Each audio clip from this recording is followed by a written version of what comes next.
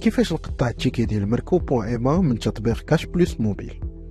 في القائمة الرئيسية ديال التطبيق كنضغط على جميع الخدمات، من بعد كنضغط على مركوب، كنختار المدينة ديال مغادرة، ثم كنختار مدينة الوصول،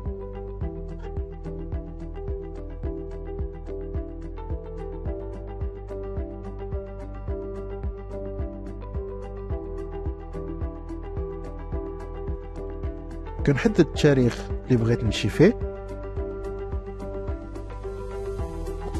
وكندخل البريد الالكتروني ديالي. من بعد كنختار التوقيت والعرض اللي مناسبني، كنأكد العملية، كنختار المقعد اللي مناسبني، كنضغط على التالي، كنأكد وكندخل المود باس ديالي.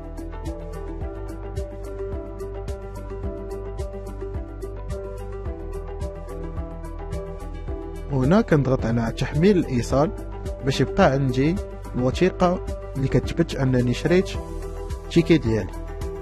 كاش بلس قريب لكم ولحبابكم.